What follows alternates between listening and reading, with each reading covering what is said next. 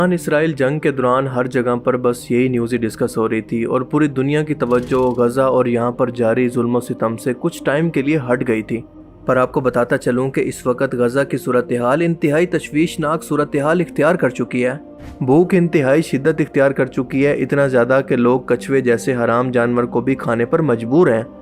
سمندر میں اگنے والی الجی کو اکٹھا کر کے کھانے کے بعد کچھ ٹائم کے لیے زندہ رہنے کی کوشش کر رہے ہیں،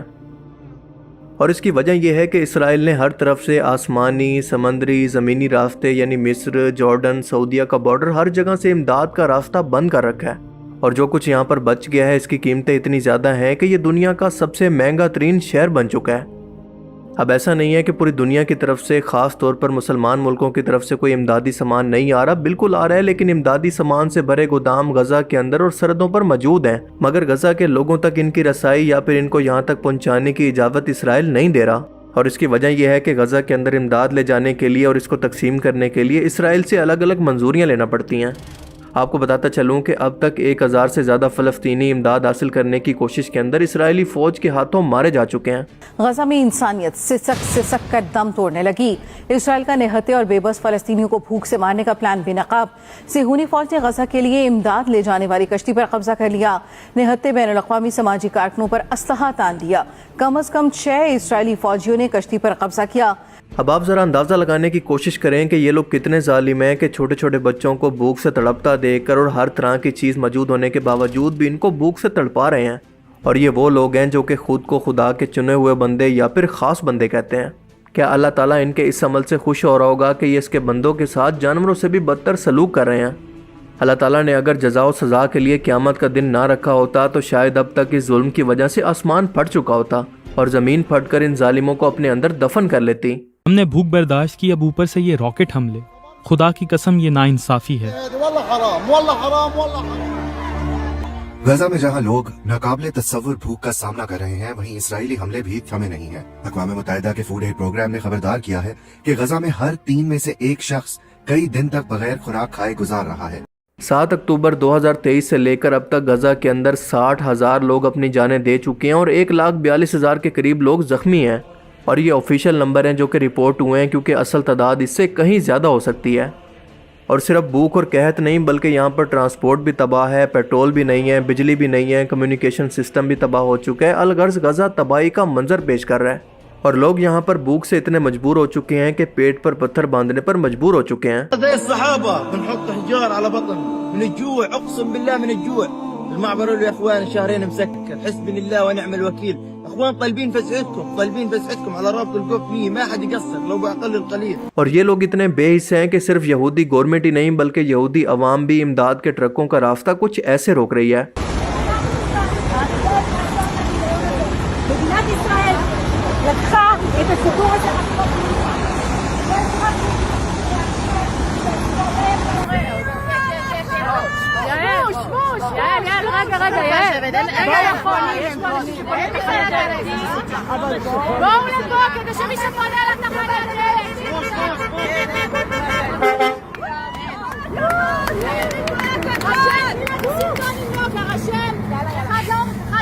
اور صرف یہی نہیں بلکہ غزہ بارڈر پر جان بوجھ کر یہ لوگ کھانے کی دعوتیں اور پارٹیز رکھ کر انجوائے کر رہے ہیں تاکہ وہاں کے لوگ بھوک کی وجہ سے اور تڑپیں۔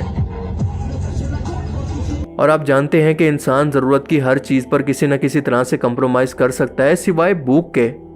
ورلڈ ہیلتھ آرگنائزیشن نے مئی 2025 کے اندر یہ خبردار کیا تھا کہ اگر یوں ہی جنگ جاری رہی اور غزہ کو امداد نہ لے جانے دی گئی تو آئندہ 11 مہینوں کے اندر 5 سال سے کم عمر کے تقریباً 71,000 بچے غذائی قلت کی وجہ سے مزید مر جائیں گے، اور صرف مئی 2025 کے اندر 57 بچے غذائی قلت کی وجہ سے فوت ہو چکے ہیں، اور ہر مہینے یہ نمبر بڑھتا جا رہا ہے۔ اب مصر کے لوگوں نے جب یہ ظلم دیکھا تو ان سے رہا نہیں گیا، تو ان لوگوں نے غزہ کے لوگوں کی مدد کرنے کا ایک انتہائی یونیک طریقہ اپنایا جو کہ سوچ کر انسان کا دل بھر آتا ہے۔ آپ سب کو یاد ہوگا کہ کچھ ہی عرصہ پہلے جب نارتھ کوریا کے اندر قحط پڑا تھا اور یہاں کے کسان بھوک سے مر رہے تھے، تو ایک ویڈیو وائرل ہوا تھا جس کے اندر ساؤتھ کوریا کے لوگ چاول ایک بوتل کے اندر بھر کر سمندر کے راستے نارتھ کوریا کی طرف بھیج رہے تھے تاکہ یہ لوگ اپنی بھوک مٹا سکیں، کیونکہ آپ جانتے ہیں کہ نارتھ اور ساؤتھ کوریا کے درمیان آپس میں کتنی زیادہ دشمنی ہے۔ لیکن ہم نے دیکھا کہ یہاں پر انسانیت سب سے پہلے تھی اور ملک بعد میں، اور بالکل اسی طرح سے جب مصر کے لوگوں کو بھی کوئی اور صورتحال نظر نہیں آئی کہ اپنے بھائیوں کی مدد کس طرح سے کریں، تو ان لوگوں نے بھی مجبور ہو کر راشن، کھانے پینے کا سامان، دوائیاں اور چھوٹے بچوں نے اپنے ہاتھوں سے لکھے ہوئے خط بوتلوں کے اندر ڈال کر ریڈ سی کے اندر پھینکنا شروع کر دی ہیں، صرف اس امید کے اندر کہ شاید یہ لہریں ان کو بہا کر غزہ کے لوگوں تک پہنچا دیں تاکہ یہ لوگ اپنی بھوک مٹا سکیں۔ اللہ اکبر۔ اب یہ سب کچھ وہاں پر پہنچتا ہے یا نہیں، یا پھر اسرائیلی فورسز ایک بار پھر سے اس کو خطرہ سمجھ کر ہٹا دیتی ہیں، یہ تو بعد کی بات ہے، لیکن ان لوگوں کے جذبے کا اندازہ لگانے کی کوشش کریں۔ اور صرف مصر کے لوگ نہیں بلکہ امدادی آرگنائزیشن بھی یہی کام کر رہی ہیں کہ سب راشن کو بوتلوں کے اندر ڈال کر سمندری لہروں کے بھروسے چھوڑ رہی ہیں کہ شاید یہ وہاں کسی کی بھوک مٹا سکے۔ اللہ تعالیٰ ان لوگوں کو جزائے خیر عطا فرمائے، کیونکہ وہ انسان کی نیت دیکھتا ہے اور کسی ایک بھوکے شخص کو کھانا کھلانا ہزاروں لاکھوں نیکیوں سے افضل ہے، اور ایک چھوٹا سا عمل بھی اگر خلوص نیت سے ہو تو اللہ تعالیٰ کے ہاں اس کی بہت ہی قیمت ہوتی ہے۔ اور ویسے بھی یہ لوگ جتنا ان کے بس کے اندر ہے وہ سب کچھ کر رہے ہیں، کیونکہ ایک انسان کے پاس اگر طاقت تھی لڑنے کی تو اس سے قیامت کے دن اس کی طاقت کے بارے میں سوال ہوگا، اور جس شخص کے پاس مال ہے قیامت کے دن اس سے مال کے بارے میں پوچھا جائے گا کہ اس کو کہاں پر خرچ کیا، اور جس کے پاس طاقت ہے اس سے پوچھا جائے گا کہ کیا ظلم کے خلاف کھڑے ہوئے تھے کہ نہیں، اور جس کے پاس علم اور آواز ہے اس سے قیامت کے دن پوچھا جائے گا کہ کیا تم نے سچ بولا تھا۔ اور آج اگر ہم ظالم کو ظالم کہنے سے بھی ہچکچا رہے ہیں تو ہمیں سوچنا چاہیے کہ کل ہم کس منہ سے اللہ تعالیٰ کے سامنے کھڑے ہوں گے۔ اور مصر کے یہ لوگ اپنی حیثیت کے مطابق اپنا فرض ادا کر رہے ہیں، کیونکہ یاد رکھیں کہ یہ مصر کے عام لوگ ہیں جن کے پاس نہ اتنے وسائل ہیں نہ اتنی طاقت، اور اس کے باوجود بھی اگر وہ اپنے مسلمان بہن بھائیوں کا اتنا درد رکھتے ہیں تو سمجھ لو کہ انسانیت ابھی بھی زندہ ہے۔ رسول اللہ صلی اللہ علیہ وسلم نے فرمایا کہ اگر تمہارے پاس آدھی کھجور بھی ہو تو اس کو بھی صدقہ کرو، کیونکہ یہ جہنم سے بچاؤ کا ذریعہ بن سکتی ہے۔ اور مصر کے یہ لوگ اپنی آدھی کھجور ریڈ سی کے اندر بہا رہے ہیں۔ 24 جولائی 2025 کو حماس نے جنگ بندی کے لیے اسرائیل کو اپنی شرطیں بتا دی ہیں جن پر وہ غور کر رہا ہے، لیکن اس کے ساتھ ساتھ ہر دن کئی سو لوگوں کو بھی ایئر اسٹرائک کے اندر مار بھی رہا ہے۔ قطر، مصر اور امریکہ کی ثالثی کے اندر کئی مرتبہ جنگ بندی کی بات چیت ہوئی ہے، اور حالیہ مہینوں کے اندر تو جنگ بندی کے طریقے پر بھی بات ہوئی ہے، جس کے اندر قیدیوں کا تبادلہ، امداد کی بحالی اور عارضی سیز فائر کی شرطیں شامل ہیں، لیکن ابھی تک مستقل جنگ بندی پر کوئی اتفاق نہیں ہوا۔ اب اس کی پہلی وجہ تو یہ ہے کہ نیتن یاہو پر اپوزیشن کا دباؤ ہے کہ وہ حماس کا مکمل خاتمہ کرے، اور دوسری وجہ یہ ہے کہ نیتن یاہو اگر یہ جنگ روکتا ہے تو اس پر کرپشن کے کیسز کا فیصلہ ہونے والا ہے، جو کہ اس کو بھی پتہ ہے کہ اس کے خلاف ہی آنا ہے، جس کے بعد یہ اپنی کرسی اور پاور دونوں کو کھو دے گا۔ سو جتنا ہو سکے یہ جنگ کو لمبا کھینچنے کی کوشش کر رہا ہے۔ پر دوسری طرف حماس کی پہلی ڈیمانڈ یہ ہے کہ ہمیں عارضی نہیں بلکہ مکمل طور پر سیز فائر چاہیے، اور دوسرا یہ کہ جنگ دوبارہ کبھی سٹارٹ نہ ہو، اس کی بھی گارنٹی چاہیے۔ امریکہ نے کئی بار جنگ بندی کی حمایت تو کی ہے، لیکن دوسری طرف ویٹو پاور سے اسرائیل کے خلاف آنے والی ہر قرارداد کو ریجیکٹ بھی کروا رہا ہے، سیدھا منافقت۔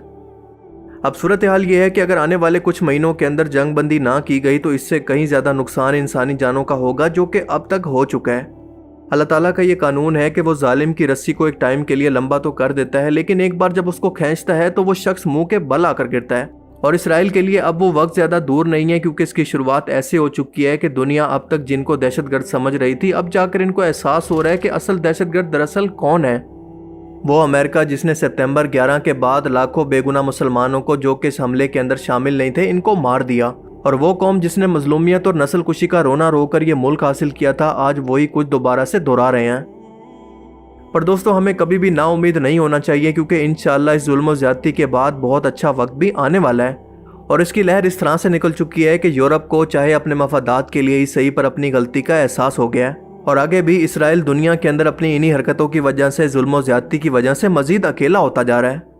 اس کا کیا جانے والا ہر ایک ظلم دنیا کے اندر ہائی لائٹ ہو کر تاریخ کے اندر اس کو لکھتا جا رہا ہے، اور اگلی آنے والی نسل ان کو ہیرو کے طور پر نہیں بلکہ ایک ظالم کے طور پر یاد رکھے گی۔